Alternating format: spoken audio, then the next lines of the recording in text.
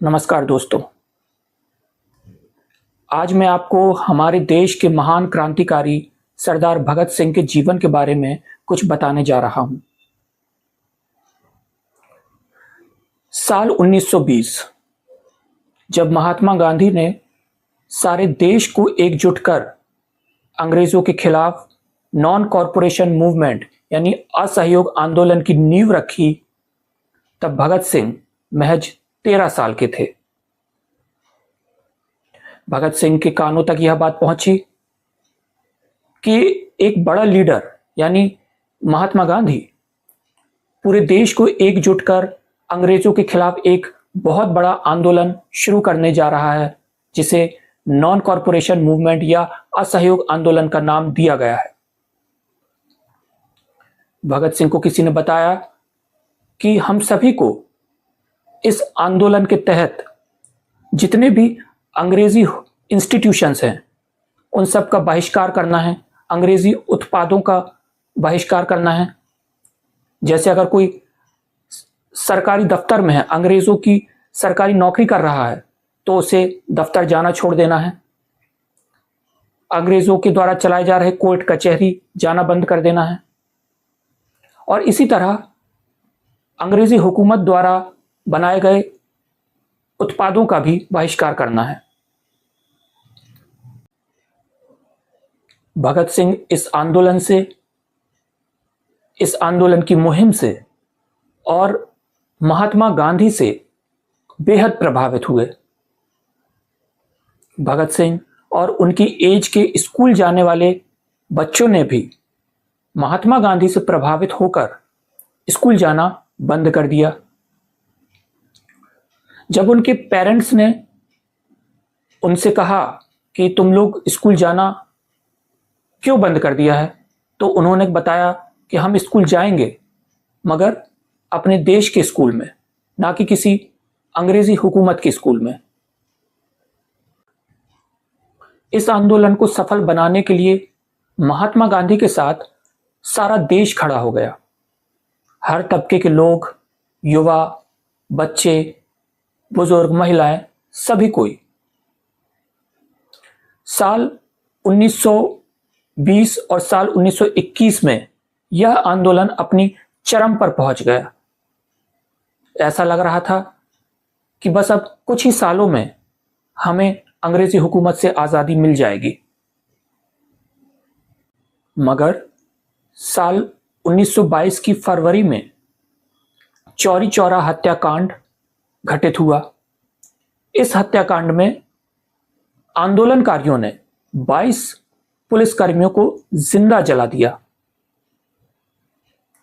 इस चौरी चौरा हत्याकांड से गांधी जी बेहद आहत हुए, निराश हुए और उन्होंने असहयोग आंदोलन को वापस ले लिया, इस आंदोलन को बंद कर दिया। साल 1922 में भगत सिंह 15 वर्ष के हो चुके थे। भगत सिंह इस बात से बेहद नाराज थे कि गांधी जी ने आंदोलन वापस ले लिया महज इसलिए कि 22 पुलिसकर्मियों को जिंदा जला दिया गया। यहां से भगत सिंह के विचारों में गांधी जी के प्रति एक मतभेद आ गया और भगत सिंह ने अपना एक अलग ही रास्ता बना लिया। भगत सिंह का जन्म 27 सितंबर 1907 को लियालपुर, लाहौर में हुआ, जो अब पाकिस्तान में है। इनकी स्कूली शिक्षा डीएवी स्कूल लाहौर से पूरी हुई। भगत सिंह बचपन से ही पढ़ाई में काफी इंटेलिजेंट थे। अपनी स्कूली पढ़ाई के दौरान ही भगत सिंह ने अपनी स्कूली किताबों के अलावा कई सारी किताबें पढ़ डाली। ये किताबें थीं सोशल रिफॉर्म पर, पॉलिटिकल रिफॉर्म पर और इकोनॉमिक रेजिम पर। अपनी स्कूल की पढ़ाई पूरी कर लेने के बाद भगत सिंह कॉलेज की पढ़ाई के लिए लाहौर के नेशनल कॉलेज में गए। यहाँ उन्हें अच्छे टीचरों का साथ मिला और उनका गाइडेंस मिला। लाला लाजपत राय जैसे टीचर्स ने भगत सिंह को यहाँ पढ़ाया। इसके बाद भगत सिंह का पढ़ाई में और भी ज़्यादा मन लगने लगा। यहाँ कॉलेज की लाइब्रेरी में भगत सिंह बैठकर घंटों किताबें पढ़ते थे। इसके साथ ही साथ भगत सिंह ने इस कॉलेज में एक एक्टिंग क्लब को भी ज्वाइन किया। इस क्लब में भगत सिंह और उनके साथी देशभक्ति से जुड़े नाटक किया करते थे, जिसके कारण भगत सिंह के मन में देश प्रेम और भी ज्यादा जाग गया। एक यूनिटी का भाव भगत सिंह और उनके ग्रुप के सदस्यों के अंदर जाग गया। भगत सिंह और उनके ग्रुप के लड़के अक्सर ये डिस्कशन किया करते थे कि देश को किस रास्ते पर ले जाना चाहिए और कैसे ले जाना चाहिए। साल 1922 में चौरी चौरा हत्याकांड के बाद कई सारे लड़कों ने अपना रास्ता बदल लिया था। कई सारे युवाओं ने गांधी जी के रास्ते को छोड़कर अपना एक अलग रास्ता बना लिया था और इन्हीं युवाओं ने 1924 में एक संगठन बनाया जिसको नाम दिया गया HRA यानी हिंदुस्तान रिपब्लिकन एसोसिएशन। इस एसोसिएशन में जो लोग शामिल थे उनमें सबसे बड़ा नाम था चंद्रशेखर आजाद का। अब किसी भी एसोसिएशन को चलाने के लिए पैसों की जरूरत पड़ती है, लिहाजा HRA को भी पैसों की जरूरत थी। तो इस संगठन के लोगों ने सोचा कि अंग्रेजों ने जो पैसा हमारे देश से छीना है उसी पैसे को हम अंग्रेजों से वापस छीनेंगे, क्योंकि आखिरकार ये हमारे देश का ही तो पैसा है। इसके बाद इन लोगों ने साल 1925 में काकोरी रेल कांड को अंजाम दिया, जब एक रेल में हमारे देश का खजाना ब्रिटेन जा रहा था और जब यह ट्रेन उत्तर प्रदेश के काकोरी से होकर जा रही थी तो इन्हीं में से एक व्यक्ति ने, इन्हीं के ग्रुप के एक व्यक्ति ने ट्रेन की चेन खींच दी और ट्रेन रुक गई। इसके बाद बाकी लोगों ने जो खजाने के बक्से थे उनको उठा लिया, उन बक्सों को लूट लिया और जंगल के रास्ते से भाग गए। इस काकोरी लूट कांड को अंग्रेजों ने काफी सीरियसली लिया।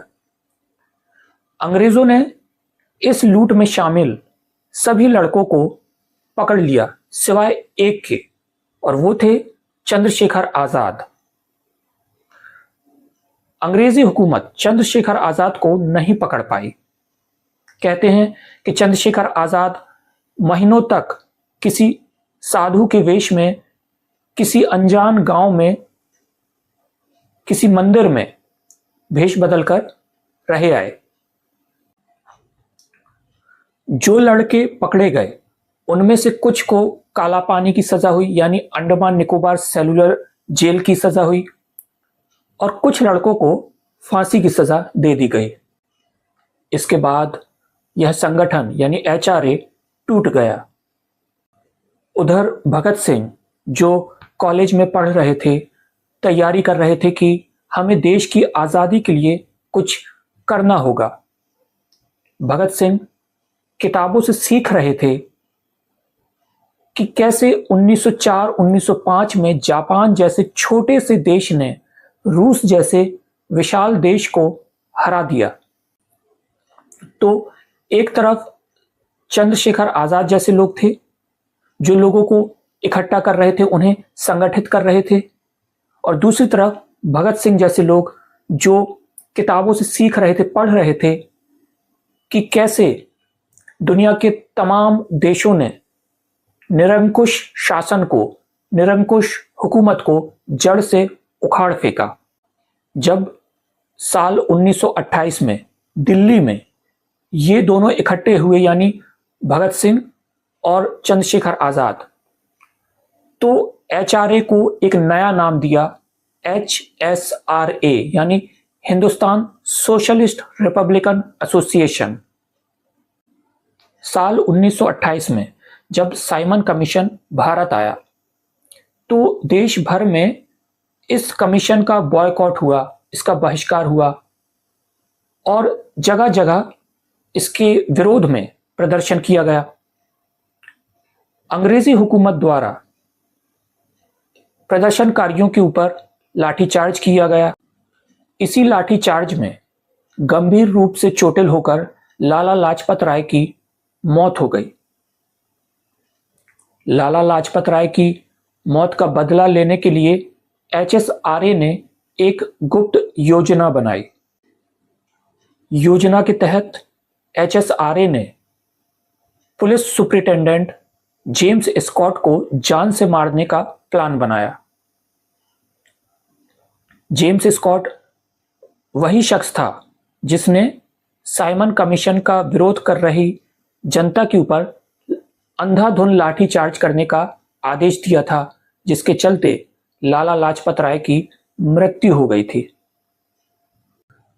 17 दिसंबर 1928 को शाम के करीब 4 बजे लाहौर कोतवाली के सामने भगत सिंह और राजगुरु व्यस्त मुद्रा में चहल पहल करने का नाटक करने लगे। वहीं थोड़ी दूर पर जय गोपाल अपनी साइकिल को लेकर कुछ इस तरह बैठे हुए थे, जिससे देखकर लग रहा था कि मानो उनकी साइकिल कुछ खराब हो गई है। जय गोपाल के इशारे पर भगत सिंह और राजगुरु अलर्ट हो गए।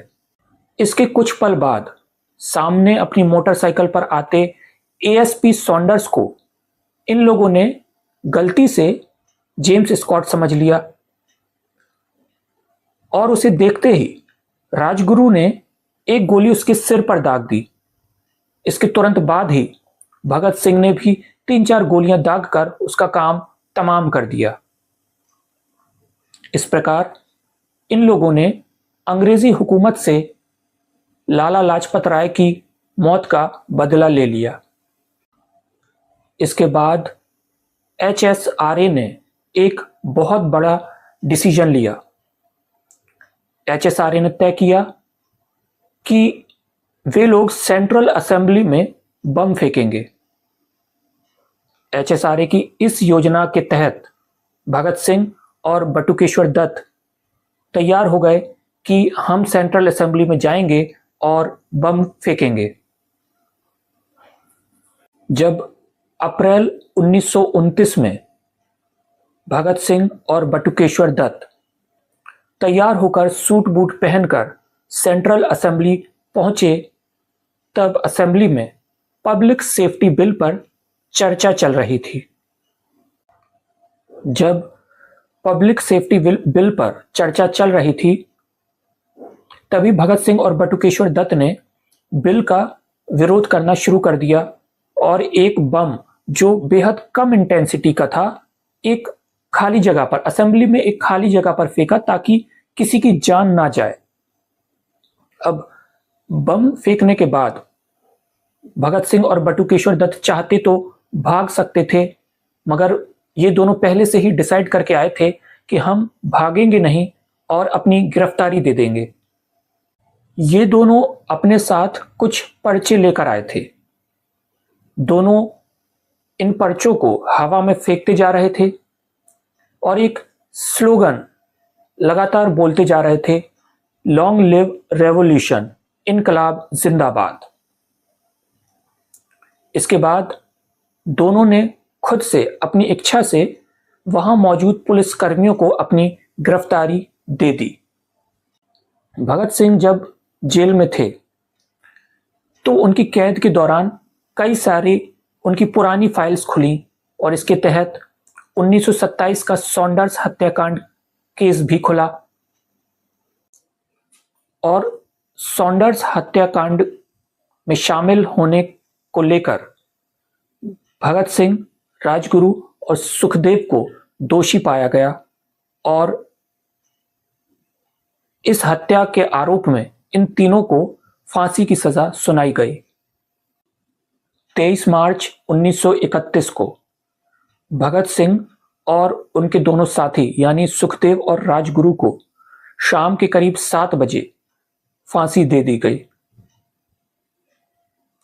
फांसी पे जाने के ठीक पहले भगत सिंह रूसी क्रांतिकारी व्लादिमीर लेनिन की जीवनी पढ़ रहे थे।